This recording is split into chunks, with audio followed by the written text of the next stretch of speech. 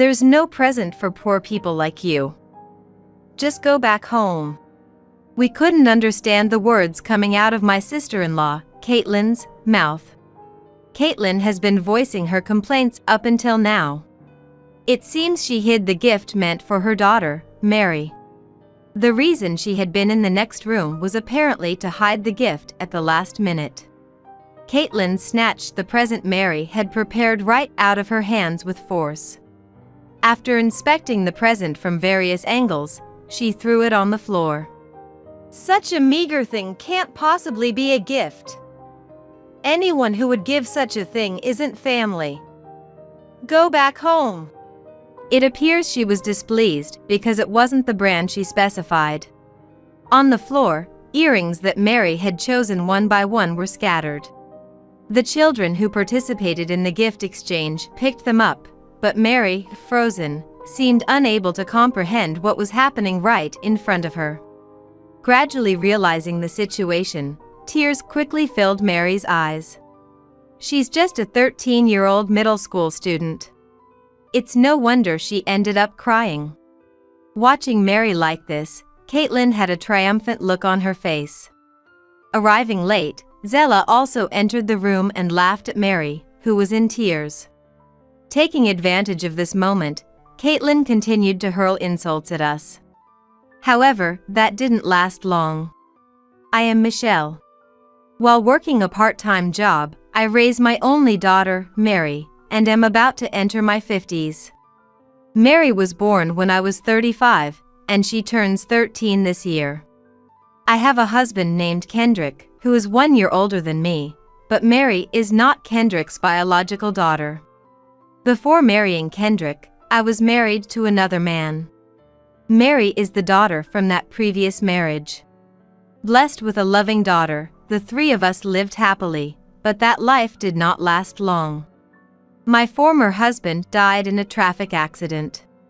At that time, Mary was just 3 years old. She barely remembers her biological father. I was engulfed in grief immediately after his death, but I couldn't afford to lose Mary as well. As a single mother, I resolved to raise Mary. To do that, I needed money. Since then, I've spent my days juggling childcare and part-time jobs. I met Kendrick at work, 2 years after making my decision, in the spring. Being a single mother, I sometimes inconvenienced my colleagues with tasks like picking up from kindergarten. Kendrick supported me attentively during those times. Attracted to his kindness, we began dating. Initially, Mary was nervous around Kendrick, her first encounter with an adult male. He understood her nervousness and approached her not as a dad, but as a friend. Mary must have felt Kendrick's kindness. Gradually, Mary warmed up to him. I remember vividly how delighted she looked when she started calling Kendrick Dad. While dating, Kendrick revealed to me that he was infertile. I consider Mary my real daughter. Even though Michelle and I can't have children together, I still want to live with Michelle and Mary. For Kendrick, the inability to have children must have been a significant insecurity. However, the fact that he showered Mary with love was unchanged. When Mary fell ill, he rushed to take care of her. For me, Kendrick's infertility was never a reason to part ways. Seeing him treat Mary as his own daughter, I had no choice but to stay with him. He was not only indulgent but also strict when necessary. It was clear he genuinely cared for Mary. We had a serious talk and decided to cherish the happiness we had right in front of us. After opening up, Kendrick became even more caring towards Mary and me. We started living together, and when Mary was 8, we got married. Kendrick's father, John, warmly welcomed our marriage. John adores Mary as if she were his blood-related granddaughter. Mary has also grown fond of John, and we have managed to build a good relationship with him. However, Kendrick's mother, Zella, saw me as a woman who seduced her son for money. Whenever we visited Kendrick's parents, she blamed me for everything. Whether it was missing dishes or a speck of dust, it was always my fault. The list goes on. And it wasn't just Zella who berated me. Kendrick has an older sister named Caitlin, who is 2 years older than him. Caitlin is married and a working mother of 3 daughters, ranging from high school to middle school age. The nieces are all calm in nature, much like their uncle Alex. Since she lived about a 10-minute walk from her in-laws, she often brought the kids over to play. We only go back for summer vacations or Christmas vacations since it takes us about 3 hours by car using the highway. So, we do see Caitlin and her family from time to time. Caitlin is the type who isn't satisfied unless she's number one. She harasses me along with Zella, and she always has to show off her latest designer bag. We're not that well off, so this is the best we can do. My family lives in Chicago, and we're currently in Washington, which is quite a distance away. We don't communicate often, so financial support is not something we can count on. I work a part-time job too, but I don't have the luxury to afford branded goods.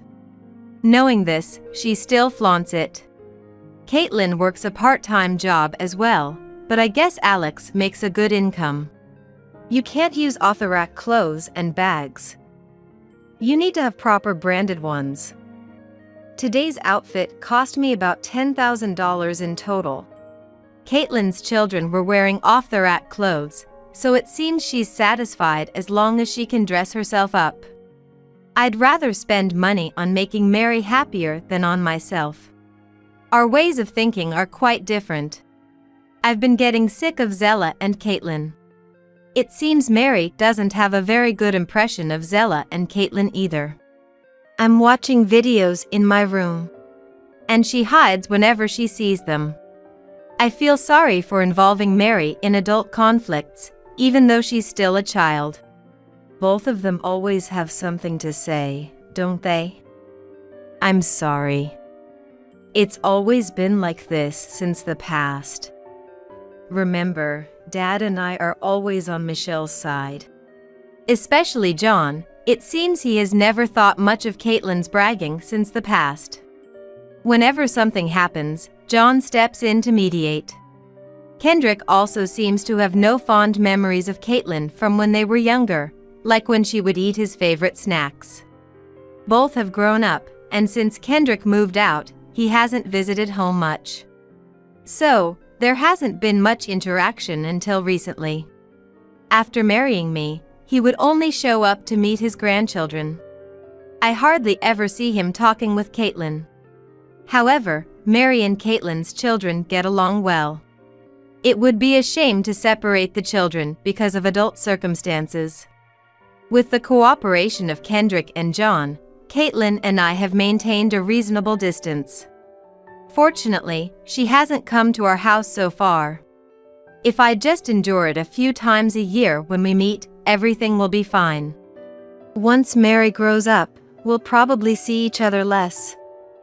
Just a little more patience. I'm okay. I reassure Kendrick and myself with these words. One day, when the town began to light up with Christmas decorations, we received a message about a Christmas party at the in-laws. John, being considerate, invited Mary. It seems Caitlin is the organizer, but John is also helping out. Naturally, Mary wants to go. Mary is only 13 years old. Sending her alone on a 3-hour one-way trip to her grandparents, when she's not even used to taking the school bus, is too risky. On the day of the party, it's Christmas vacation, and both Kendrick and I are off work. We decided to take Mary to the in-laws for the party. Christmas parties usually mean exchanging gifts. We can't afford anything too expensive, but we decided to prepare a gift. Upon hearing this, Caitlin went ahead and specified the gift herself. A gift list was sent along with the invitation. Looking through it, there were items like luxury brand necklaces and cosmetics, things you wouldn't think children would use. Each and every item was over $500. What does she think children's gift exchanges are? I've never seen Caitlin's children wearing branded items. So, this list is probably not what the children want, but what she wants for herself. We ignored the instructions and let Mary choose the gift herself. Mary couldn't decide in one shopping trip, so we went multiple times to buy the present. Each time, the options increased, and I watched Mary happily making her choices. Eventually, she settled on earrings and an eraser, totaling $30 for the gift. Mary was counting down the days to the Christmas party. It's a special occasion, after all. To avoid any disputes, we decided to be as careful as possible. Then the day arrived. Caitlin's children had stayed over the night before to decorate. The luxurious Christmas cake and roast turkey were apparently handmade by John, who used to be a chef. They wanted the children to enjoy themselves, so the adults tried not to gather too much in the room. The in-laws' house has a dining room next to the living room, with a small room at the back that used to be Kendrick's childhood room. While the Christmas party was happening in the living room, the adults were swapping drinks in the dining room. Alex couldn't attend because he was busy with work. You could hear the lively voices from the living room in the dining area. The adults were making small talk, sounding cheerful. Caitlin probably didn't want to see me. She was in the room when there were luxurious meals, but now she's nowhere to be found. I didn't want to confront her either, so it worked out. As the party was winding down, it was time for the gift exchange. "I want you to take my present," Mary said, holding out the gifts to her cousins with both hands. They seemed happy to accept the presents. It was Caitlin who had made the list of gifts, not her daughters. It's a gift meant for children. Letting the actual children choose was the right decision. The exchange was done in an old-fashioned way, with music playing, and whoever had the item when the music stopped would keep it. Caitlin's children were puzzled because there weren't enough presents, even though they had prepared one each. I was roped into searching for the missing present. Half-eaten snacks and toys used for playing were scattered on the floor. It must have gotten lost somewhere. However, searching the room, one gift was still missing. Could it have been accidentally thrown away? Just then, Caitlin, who had been out of sight, walked into the living room. Seeing Mary, Caitlin suddenly started yelling, "There's no present for a poor person. Just go home." We couldn't understand what Caitlin was saying. She was voicing her grievances until now. Apparently, Caitlin had hidden the present meant for Mary. She had been in the next room until now, presumably to hide the gift at the last minute. Caitlin forcefully took the present from Mary's hands. After inspecting the present from various angles, she threw it on the floor. "Such a poor thing can't possibly be a present. Someone who gives this isn't family. Go home." She must have been upset it wasn't the branded item she had specified. Earrings selected by Mary were scattered on the floor. The children were picking them up, but Mary, seemingly unable to comprehend what had happened, froze. Tears began to form in Mary's eyes as she slowly grasped the situation. She's only a 13-year-old middle schooler. It's understandable she would start to cry. Seeing this, Caitlin had a look of triumph. Zella entered the room late and laughed at Mary, who was in tears. Taking advantage of the situation, Caitlin continued to berate us. But it didn't last long. "You're the one who should leave, Caitlin." John rushed in from the dining room next door. While wiping Mary's tears, he started yelling at Caitlin. John is usually mild-mannered, and I've never seen him angry or irritated. But now, he was shouting with a look that could scare the devil himself. Not just Caitlin, but Zella, who had been mocking along with her, was silenced. "Dad, did you hear everything? I was the only one looking for the present with the children. John is not good with alcohol, so they must have thought he wasn't watching. John and Kendrick had seen everything. In fact, only Zella and Caitlin were drinking alcohol. John and Kendrick were drinking non-alcoholic beer. While I was scrambling to find the present, Kendrick had been telling John that Caitlin had demanded brand name items. Even John thought that was unacceptable and had been waiting for the right moment. But that wasn't all. Caitlin's children started to comfort Mary. "What are you doing? Poverty is contagious." Caitlin frantically tried to persuade the children to stay away from Mary with a panicked voice. The children ignored Caitlin's persuasion. In a panic, Zella also tried to call the children back. But they all faced Mary, not turning back at all, as if their actions were showing that what the two were doing was wrong. It seemed Caitlin and Zella had thought the children would always be on their side. Seeing the children's actions, Caitlin and Zella were flustered. "When will you stop wanting brand name things? You're just a working mother now." To my surprise, after moving the children to another room, John shared a story from the past. It turns out Caitlin had always had a spending problem.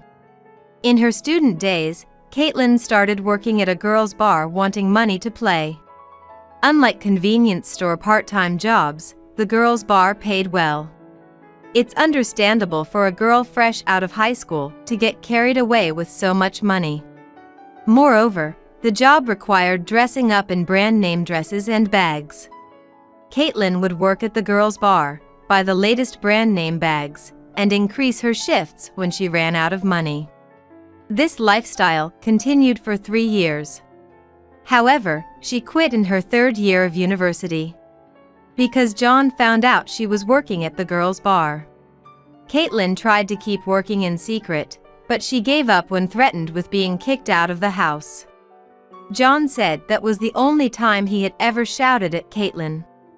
After quitting, she worked as a supermarket cashier and eventually became an office worker at a general company, where she met and married Alex, then quit her job.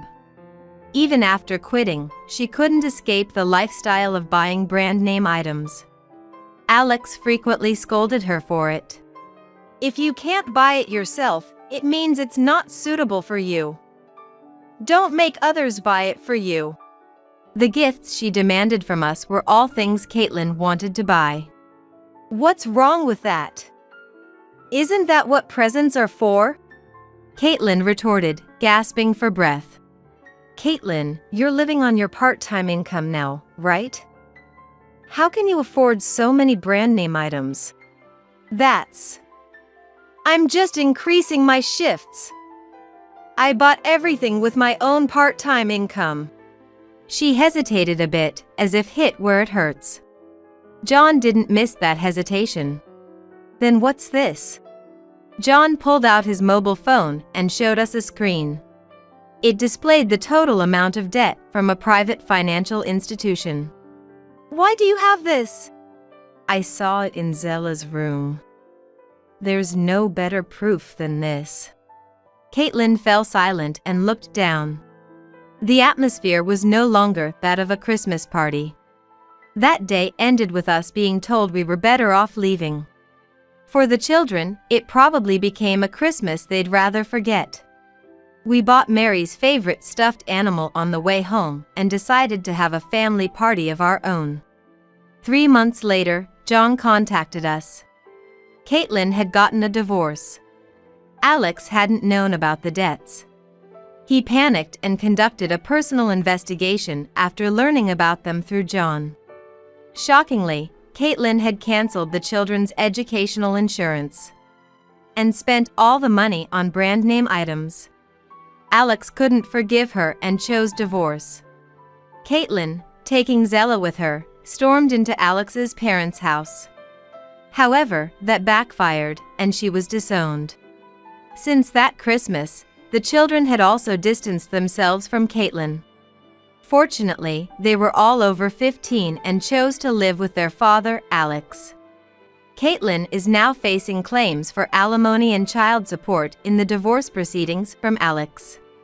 Although the payments are in arrears, Alex isn't struggling with childcare finances because of his earnings. However, raising 3 children alone as a man is quite challenging. He had been busy with work even when he was married, often leaving the house empty. That's why he couldn't attend the Christmas party. Should I help with everyone's studies? I'm currently researching online courses at work, so it would be perfect. Kendrick has always loved children. His nieces were fond of him too, and he would sometimes teach them when they were at his in-laws. He owed it to them for defending Mary. Officially requested by Alex, Kendrick began to occasionally oversee his niece's studies online. Even though it's been half a year since the divorce, I still get snide messages from Caitlin every now and then. On the other hand, Caitlin continued to blame Kendrick and her nieces. I raised them. What ungrateful daughters! I raised them with kindness. They'll surely regret this. Divorce is out of the question. After the divorce, Caitlin apparently returned to her parents' home. Since then, Zella has always sided with Caitlin, no matter what, despite her volatile temper. John began to question Zella's behavior. Zella, who used to scold Caitlin, is now affirming everything. The current Zella would certainly seem odd to anyone. When John started investigating Zella secretly, he found decisive evidence. John asked us to check it out, so we visited his house for the first time since the Christmas party. Kendrick and I had been keeping our distance from his house. Since John regularly visited our home, there was no reason for us to go there. The two always went shopping at the same time. When we arrived, they were out. The living room, once lavishly decorated, now had only John's dishes laid out, giving off a melancholic vibe. Going through them, we found debts listed under John's name. There was no need or reason for John to be in debt. As we finished going through everything, we heard the front door open. They must have seen our shoes. The two rushed into the room in a panic. Why are you two here? Breathing heavily, Caitlin confronted Kendrick. Caitlin, what is this? I don't remember taking out any loans. John calmly separated Caitlin from Kendrick and presented her with the papers. It was the debt details borrowed under John's name because Caitlin could no longer borrow under her own. And isn't this under Zella's name? Not only Caitlin, but Zella had also been borrowing money. It appears Zella had been spending the savings meant for their old age on luxuries with Caitlin. John was a saver, almost considering saving as a hobby.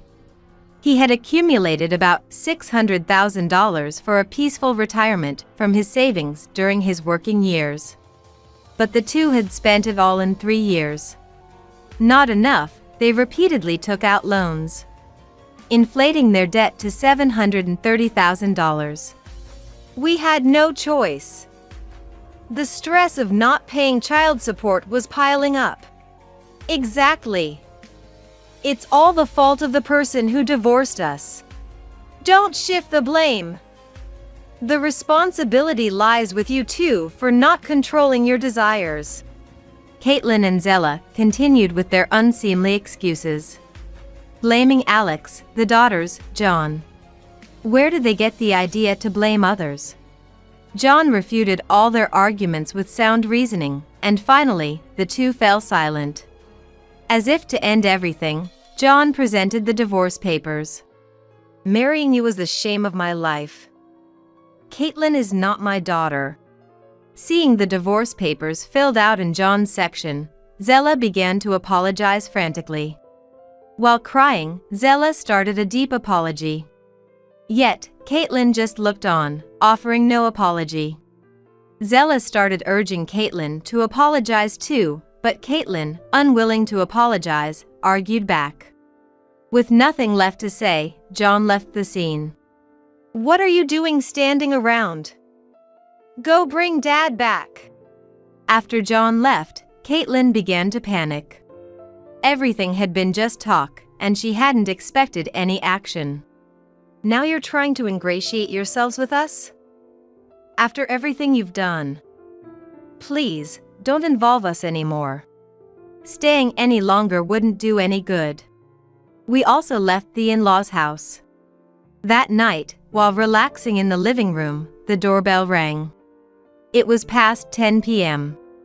An unreasonable time for a visitor. At the door stood Caitlin. Kendrick said he would handle it, so I watched from the living room. What do you want at this hour? For a brother without seeds, you're awfully cheeky. Just let me in already. Apparently, after we left, Caitlin and Zella had an unprecedented fight. And Caitlin was kicked out of the house. She tried going to Alex's, but was, of course, turned away. Unwilling to spend money on a hotel, she came to our place intending to crash. This is a joke. Leave now or I'm calling the police. We're family, aren't we? Just let me in already. Ignoring Kendrick's warnings, she continued to cause a scene loudly. Even when warned about disturbing the neighbors, Caitlin only became more agitated. With no sign of her leaving, we did as we said and called the police to have Caitlin removed. Why should you two be happy? I will never forgive you. As she was being taken away by the police, she spat out those parting words. Kendrick, Alex, and I had all tried to reach out to Caitlin at first. She had destroyed all of that herself. Approaching 50, Caitlin likely won't change her personality now. Having lost money and family, she can't accept that she's reached a point of no return. Later, we received a thank you call from John, along with a report on the two. Apparently, Zella and Caitlin had been blaming each other. Eventually, they became estranged from each other. Both burdened with debts in their own names, they're living in poverty. Zella paid the compensation money for the divorce lawsuit to John immediately, but she didn't have the means to come up with such a large sum instantly. She must have taken on new debts to make the repayment. Fortunately, the debts taken out in John's name could be covered by the compensation money. John has rented a new place and is working as a taxi driver, saving for his retirement. His granddaughters continue to visit him, even after the divorce. Despite everything, they still cherish John, who is filled with gratitude for their affection. And on another Christmas day, at John's new home, Mary and the children exchanged presents. They had chosen themselves.